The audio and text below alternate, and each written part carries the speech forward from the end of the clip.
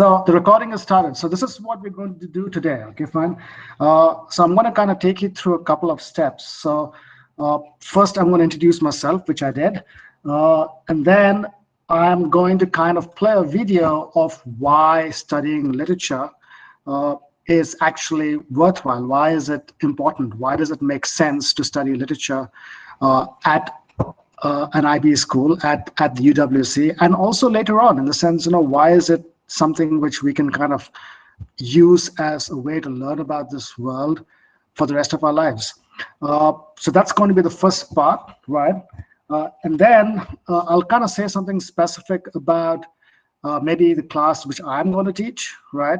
And also about English at the IB level. So, and if you have any questions, we can kind of clarify at that point, right? And then we'll conclude by doing a kind of a short simulation of what a classroom will look like, right? What a lesson would look like. And that's going to be an interactive session, so I would like all of you to participate.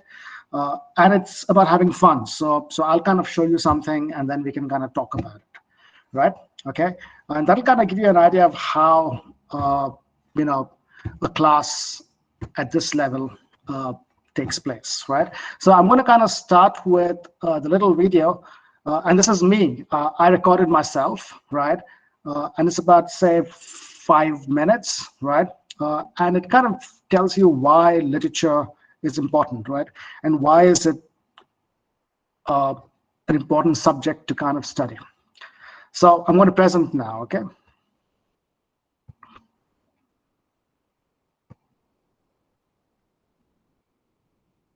Okay, so you got to tell me whether you can hear me, right?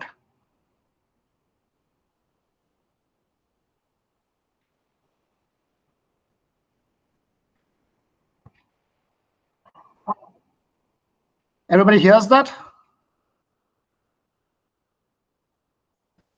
Yeah. Okay, good. So I said hi everyone again, right? So so I'm going to play this video, right? And I apologize for the empty bookshelves behind me. Okay.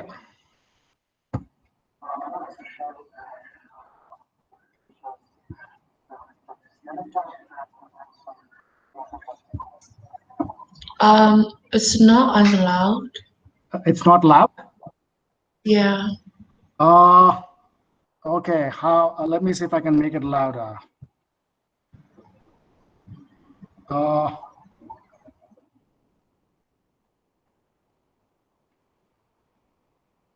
Hold on. I don't know how to make this louder. That's a funny thing. Okay. Can you folks kind of increase the volume on your side and see if it becomes louder?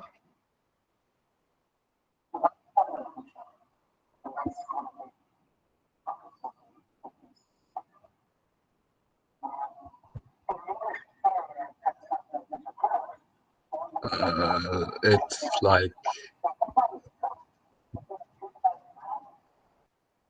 What's that? it isn't even very discernible. Like, I can Okay. recognize the words, and Okay. Google Meet doesn't like take these kinds of videos well at first place. But Okay, so this is what I'm going to do, right? I'm going to kind of go for plan B, and I'm going to kind of try and talk you through this in like about a couple of minutes, right?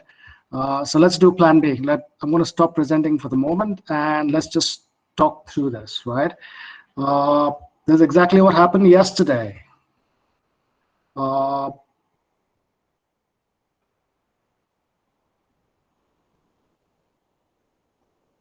Okay. So,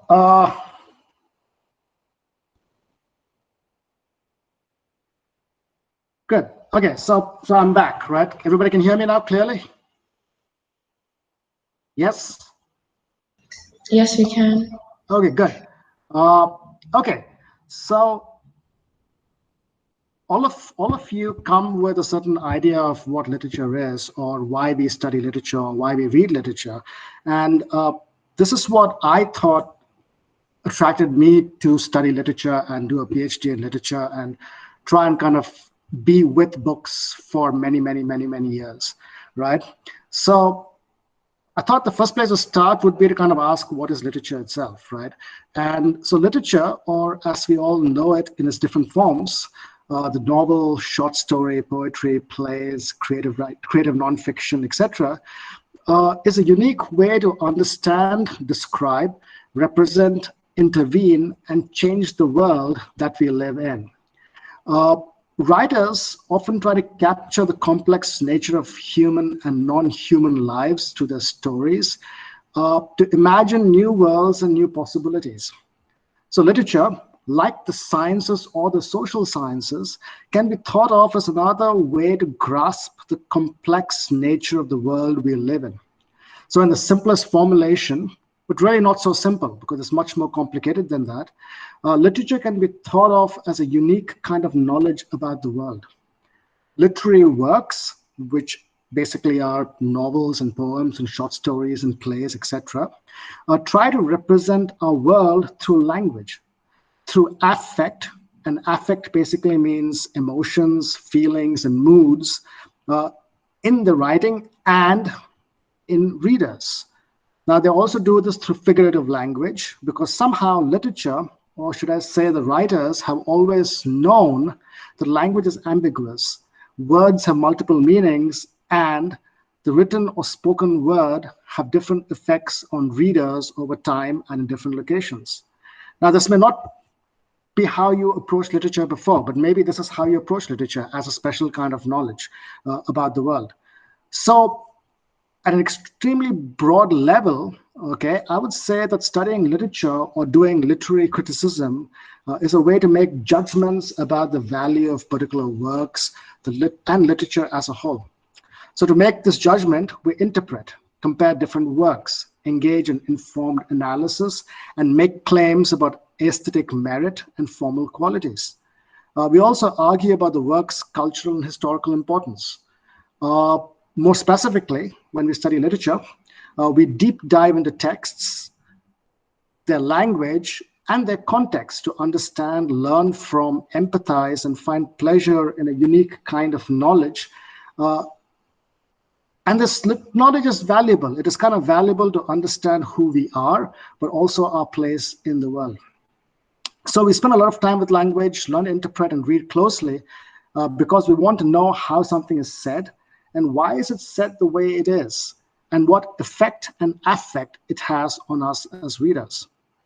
So alongside interpretation, we also learn to think critically because literature often raises questions about what we believe we know and forces us to reconsider. It shows us that our lives are not machine-like. It shows us that we are emotional beings who are not always rational. While language, and in turn literature, is also political, and it brings about change in the world for better or worse, and that is why we learn to pay attention to words and what they mean.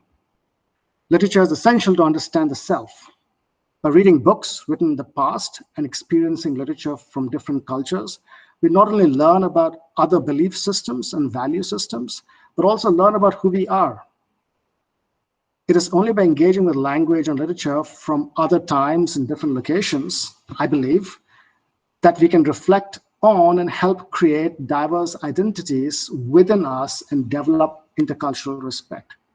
So to put it differently, and this is basically where literature becomes so important, literature from the past, the now, and from different parts of the world can become an instrument or a means for living in the present so that we can imagine a more just and equal society, right? So the way I kind of look at literature is basically something which is making a difference in this world. And that's approximately, or that is exactly how we're going to kind of approach it in the classroom also, right? We're going to be reading texts, we're going to be reading books, right? Literary works, but we're going to kind of try and connect it up to what is happening in the world today, right? We're going to try and kind of see how it makes a difference to us and how it allows us to imagine a different and a better future. Make sense? Okay, so that is my idea of what literature is, right? And at the IB level, right, you're going to be reading literature, or you'll have a choice to read literature at the higher level or the standard level, right? And the only difference between the two levels is the number of books you read, right? Or the number of texts you read. So at the standard level, you'll read 9 texts, and at the higher level, you'll read 13 texts. And we will do this over 2 years. So we have a lot of time, right, to spend on each of those texts. Any questions up to here?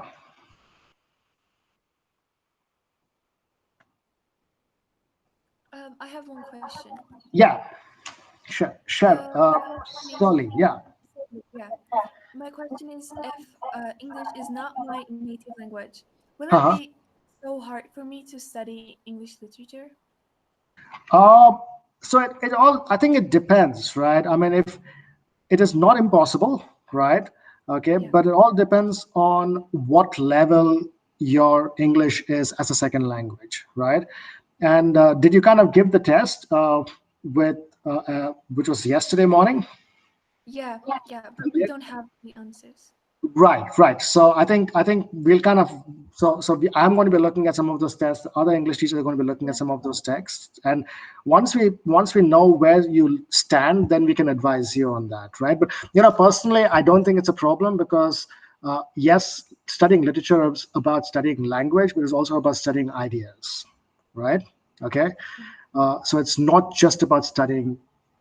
Yeah, you can kind of grasp that language over time, right? Yeah, thank you.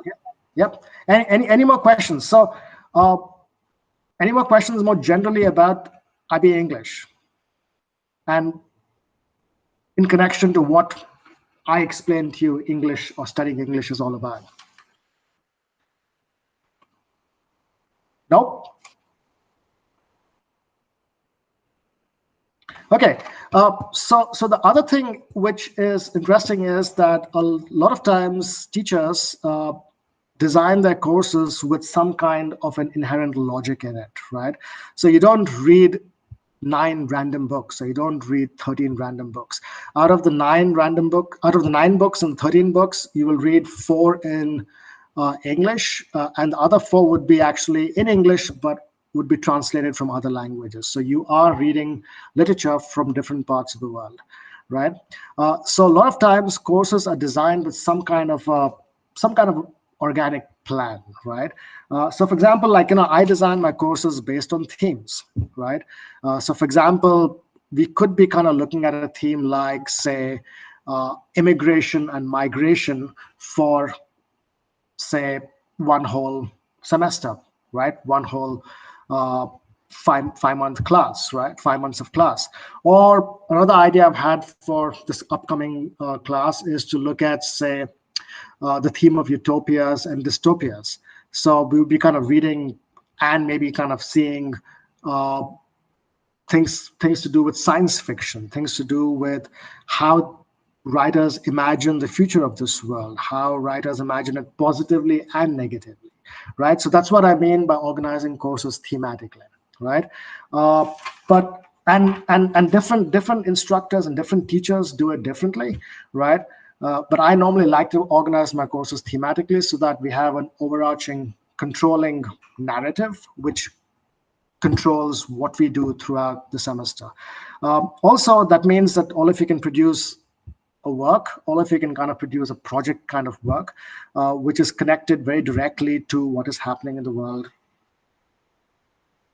not just limited to what is happening in the books or in the text, but you make connections to the world outside. Questions about that? Any questions about that? Okay, so let's do this, right? So we have a lot of time, and we only 5 of us, right? I mean, if you want, we can just put our videos on and kind of be like, that's completely up to you, right? So let's kind of do a small simulation, right, of how a lesson would look, right? Okay, and or how a class would look, and what all can emerge out of something which kind of seems very simple in the beginning, but the more and more we think about it, the more and more interesting it gets. So I'm going to project my screen again, and no audio right now. This is just This is just text, right? So there's a very short poem, right? And let's kind of just look at it and let's kind of have a conversation about it, right? An open conversation, no pressure, right? So let me share the screen, and let's see how it goes.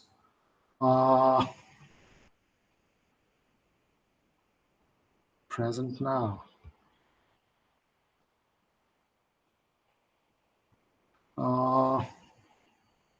Your entire screen. Okay. Okay. How clear is it? How unclear is it? Can everybody see the text? I think so. Okay, so you think so. Can you see Langston Hughes, Harlem? Yeah. Should I make it slightly bigger?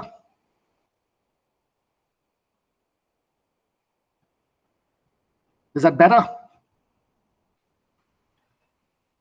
This is fine, I guess. Okay, right. So this is a very short poem, right?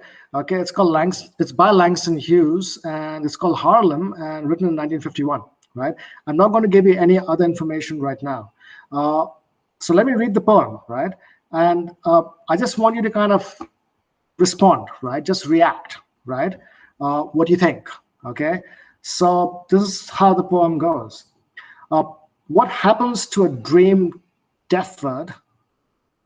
Does it dry up like a raisin in the sun, or fester like a sore and then run?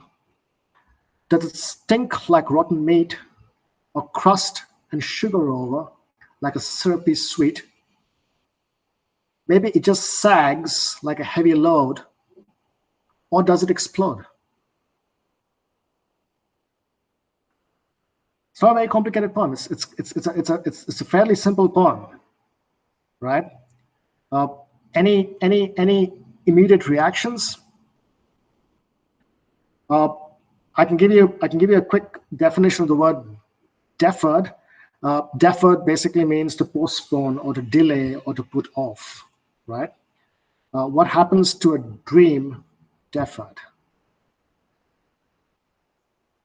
So this is something which we would do in a classroom, right? So we'd kind of read a poem and then kind of try and see how we can interpret it, right? In how many different ways.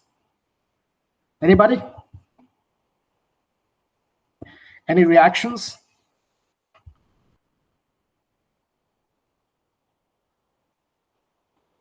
You can type it out if you want.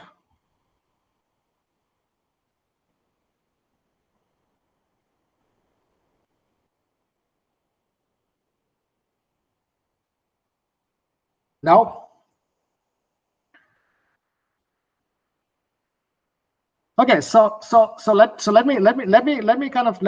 me show you what interpretation looks like. Okay, fine. Let me show you what interpreting a poem like this would mean in a classroom, right? So in the first go, right, all of us kind of see that this poem is about a dream being deferred, a dream being put off, right? A dream being postponed, and a lot of our dreams are postponed, right? And so the first reading of this poem would be kind of an individual reading. So I may read it as just a dream being postponed. Okay, fine. And this is what happens when the dream gets postponed. And those are kind of not very nice things to happen, right? Does it dry up like a raisin in the sun? That means, does it kind of get shriveled? Or fester like a sore? That means, like an injury, right? And then run, so like pus or blood, right? Does it stink like rotten meat? So it's like rotten meat. So all these are bad things happening when dreams are postponed, right?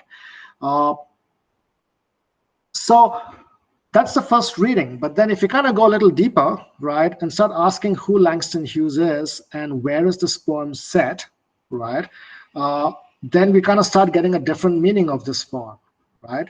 So Langston Hughes is an African-American poet, right, from the US, and Harlem is a borough in New York City, right? Now does the poem start having a different meaning for you? Anybody?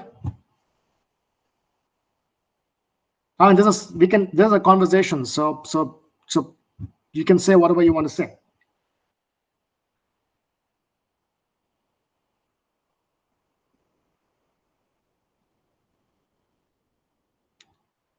I'm not sure, and I think I have to think more to have a clear comment on this poem. So, yeah.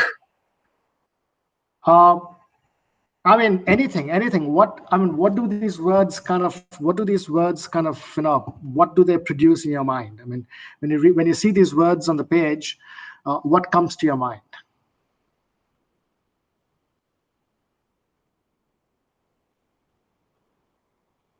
Anybody?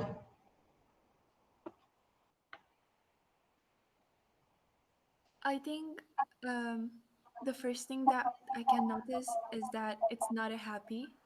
Right. Good.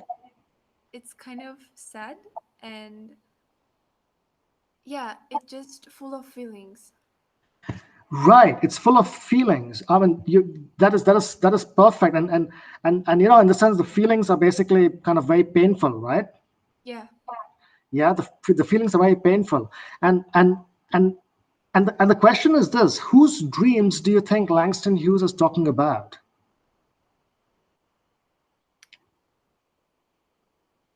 And this is kind of so in a class, right? I would kind of ask you to pay attention to Harlem. So Harlem is a neighborhood, right, in New York City, which is essentially a neighborhood full of African Americans. In the sense, it's a neighborhood which has a lot of African Americans, right? Okay. So do you think Langston Hughes is talking about the dreams of the African Americans in America?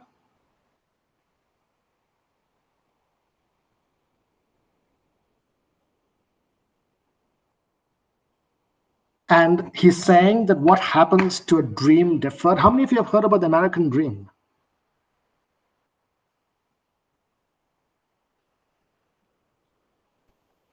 I think most of us have heard it. Right. And so when Langston Hughes is saying what happens to a dream deferred, okay, fine, and we already kind of established that Langston Hughes is writing about Harlem, then is he talking about the dreams of a particular community being deferred? And then to kind of connect it up to Searle's point that this is an extremely sad poem, right? So then what happens? He's talking about the dreams of a particular community being deferred, right? And when those dreams are deferred for a long time, it sags like a heavy load and ultimately it explodes. What do you understand? When he ends the poem with this really abrupt and dramatic ending, which says, "Or does it explode?" What comes to mind? Anybody? I think this dream is not about one individual dream, but collective, community dream. Right. Great. And how do you know that? I don't know, the words Huh? and the way that this was written. I mean, you're absolutely right. I mean, in the sense, also you're absolutely right over here. In the sense, it is the dream of many, right? And I think the way you kind of know that is that the poem is called Harlem, and Harlem is actually a neighborhood. It's actually a place where many people from many different localities and locations live, right? But that's perfect. I mean, that's again perfect. And to go back to the ending. What happens when it explodes? What comes to mind?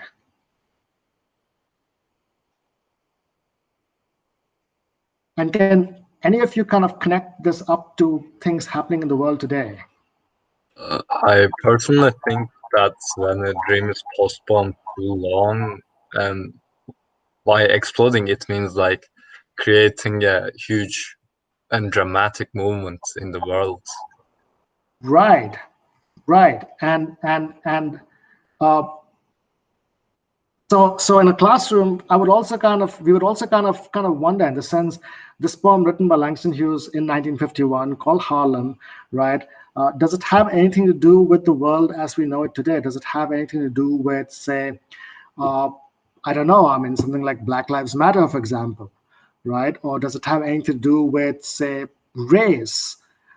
Does it have anything to do with what some of us or all of us are seeing on the news in terms of,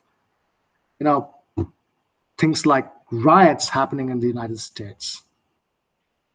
Now, does it explode kind of make sense? A little bit more sense? Anybody? Most definitely does, yes. It does, right? So when we started reading this poem, we read this poem as just a simple dream which is being deferred, right? But then by the time we kind of finished reading the poem, Surly's point, right, about the fact that this is about a community, and also the fact that it is connected to what is happening today all around us, right? Okay, so, and this is an example of close reading, right? This is an example of reading closely, of interpreting, right? And also this is kind of an example of how a poem written in 1951, speaking about a different time, is as powerful today as it was in 1951, right?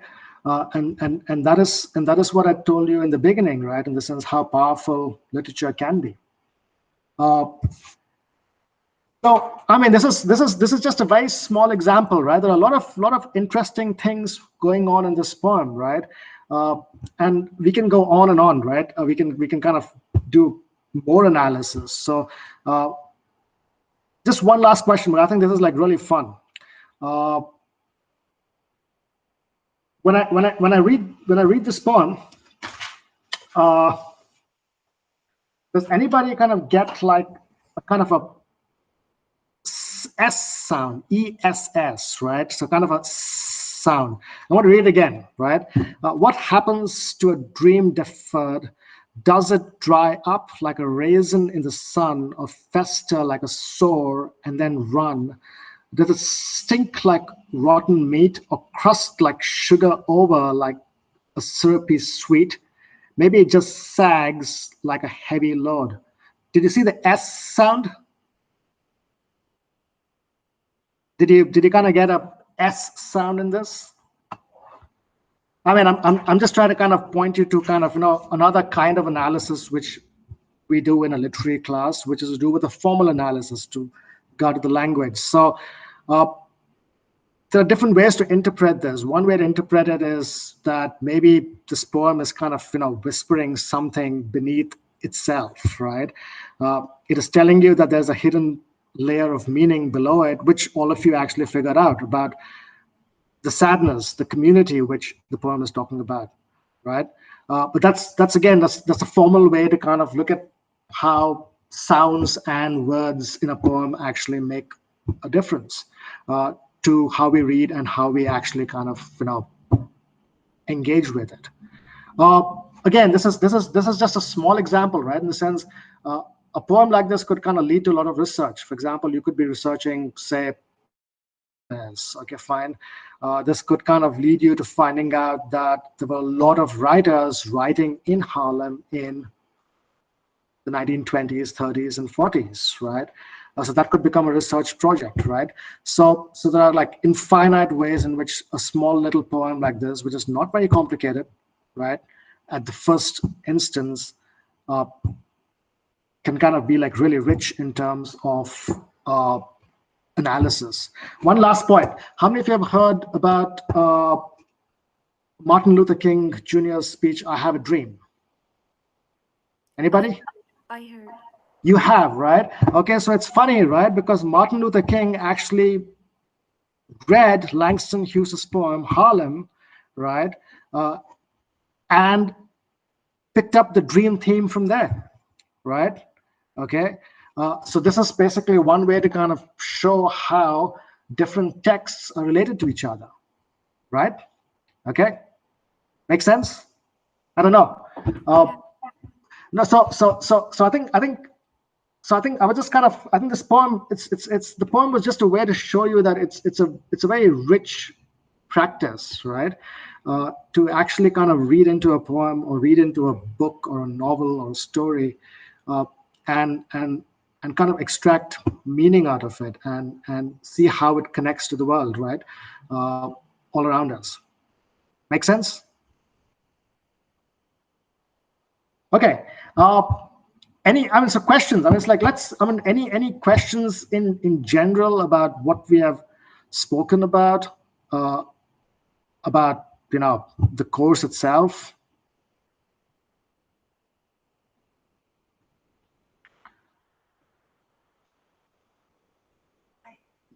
I think it's interesting enough, to be honest. Okay, let me stop presenting, right? Let me stop presenting. So, yeah, I mean, totally, it is interesting in the sense, I mean, that poem basically speaks to what is happening in the world today, what is happening in the United States today, very, very specifically, right? And it's only 7 lines long, right? And just to kind of go back to the explosions could be riots, could be violence, could be all kinds of things, right? What happens when the dreams of a community are deferred, right? What happens when the dreams of a community are postponed forever, right? Anything else? I mean, questions. Ask me anything you want to. What the reading list is going to be? Okay, so if you're going to take my class, right? I'm going to basically be dividing the class into 4 different themes, okay, fine, over the 2 years, right? So we're going to start with something which is very similar to what you saw in this poem, right? If and this is flexible. I mean, we can kind of move around, right? We can move these themes around. So I was kind of thinking of starting with a broad thematic first half of the year, okay, looking at books which are dealing with the idea of what I call global blackness, right? Okay, fine. So this is going to be, books like, I don't know, have you read Americana by Adichie? Anybody? Have you, Langston Hughes is a poet we'll be looking at, right? So that's going to be the first part, right? And then in the second part, I was thinking of engaging with the theme of movement and migrations, right? So just looking at how literature actually kind of deals with and engages with movement and migration across countries, within countries, etc. Right? Also movement and migration of ideas. So that is the second one. Over there, in a sense, I'm thinking of, I don't know, Gulliver's Travel. Anybody read Gulliver's Travel? In my native language, yes. Yes. Okay. Fine. Good. I mean, Gulliver's Travel. Right. I was thinking of Heart of Darkness, Joseph Conrad. Anybody read Joseph Conrad? Heart of Darkness. Okay. So that's basically term 2. Then, I mean, term 3, I was thinking of, and this is completely flexible. We can kind of modify it and change it as we go forward. But term 3, I was thinking of utopias and dystopias, right? And thinking of basically science fiction, speculative fiction, fantasy, literature, etc. Right? So that's going to be term 3, right? And then term 4, I was thinking of engaging with the environment, right? So thinking of the environment and literature. But this is just my class, and I think it's only going to be one literature class. But other instructors would do it their way, right? So the idea is to kind of take you through these different themes and understand how literature, or understand these themes through or via literature, right?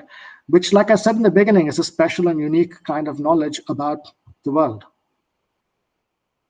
Make sense, Tolga? Makes sense. Makes sense. Yeah. So I mean, I don't know. I think I'm kind of excited. I mean, I get excited with these things. I mean, it's. Any other questions? We have another 4 minutes. I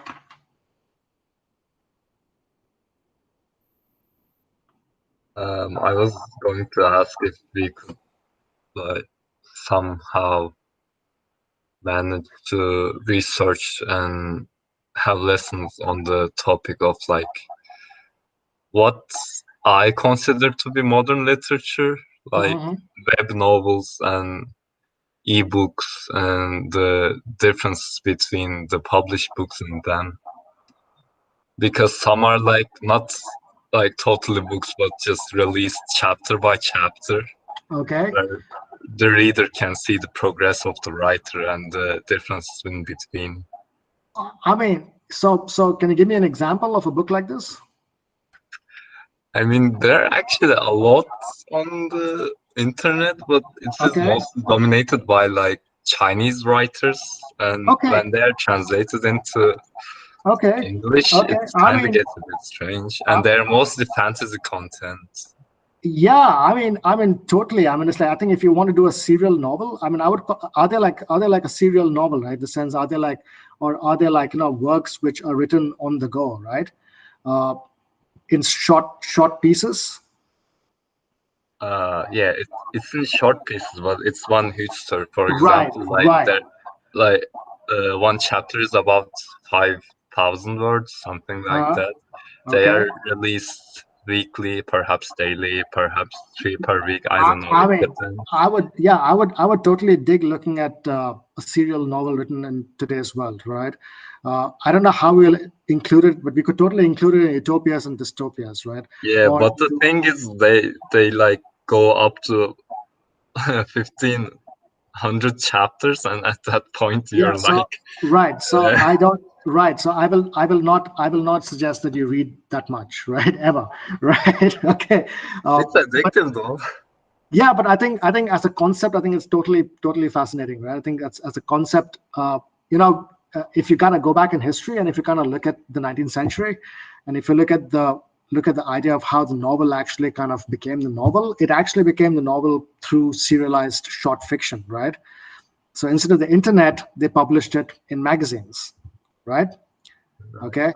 So something like Charles Dickens, or even Thomas Hardy, right?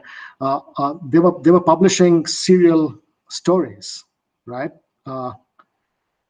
And that's what became a full book. But yeah, I mean, no, totally. As a concept, definitely we can explore that idea and maybe read a little bit from one of them. Yeah, no, totally. Any other questions? Any other questions about anything? Okay, so apart from, so you obviously, so let me just kind of tell you quickly what the formal assessment will look like, right? So you're going to have basically a guided literary analysis, right? Which is, you'll be given 2 literary passages, and this is basically for the formal assessment, right? 2 literary passages from 2 different literary forms, and you will analyze that, right? You'll also have the opportunity to write a comparative essay. So you will kind of work with 2 works you have studied in the course, and then write a comparative essay based on those 2 works. The higher level will also have an essay, which is kind of on one literary text or work studied, and there's also an individual oral, right? So this is the formal assessment, but in class, we will be continuously writing. So we will be kind of writing shorter responses to texts. We will be writing, or we will be kind of tending towards an essay length piece, right? We will also be kind of doing creative responses. So in the sense, it doesn't have to be only analytical, it could be creative also. So you could be kind of writing or mimicking the style of the author, for example, right? Or the form or the genre or whatever. So for example, it's always fun to write poetry in forms, right? If you write poetry, even if you don't write poetry, it's fun to write poetry in forms. Yeah, so it's going to be a mix of critical and creative writing, and also, again, I mean, Deepika is here, right? So I mean, Deepika, is there anything I'm saying wrong over here, right? No, not at all. Hi. No, Hi. not at all. Yeah. Hi. Not at all. So what's happened with the new course? So the syllabus was changed. So you're so the people who do the exams in 2021 will be writing for the new syllabus for the first time. And the course has actually become quite simpler in many ways. So the one thing for you folks to note as students is that not all the works you study are going to be directly used in your assessment. What that means is that it gives you actually a lot of freedom as a group to not only be focused on assessment skills, right? You can use different texts to practice different kinds of skills. There's just more freedom. There are also 5 free choices. Is that right? 4? Yeah. No, is it 4? 4. Sorry, 4 choices. Right. So so out of the 13 texts at the higher level, 9 come out of lists that the IB has prepared. These lists are pretty sort of broad, etc. You'll find lots of good stuff there. But there are also free choices. So to go back to, is it Tolga's question? Some of the stuff that it seems like you want to read might actually not be on those lists, but the course actually allows you to make free choices, etc. So there's a good bit of freedom, both in terms of what you read and in terms of how you respond. So I think Sushil's answer is absolutely on point. And also in the sense, I mean, we can kind of come up with different kinds of writing assignments, right? So a lot of times that's kind of, inventing on the go, right? So, but yeah, definitely in the sense, could be critical, could be comparative, could be creative, could be also. So, for example, like in the sense, if you're interested in kind of film, in the sense, I mean, it's like, why not try converting a book into a part of a film script, right? That's also a writing assignment. Right, so the options are quite a few, right, and we can kind of go through that as we go through the semester, right? Any other questions? We're kind of out of time, but any other questions?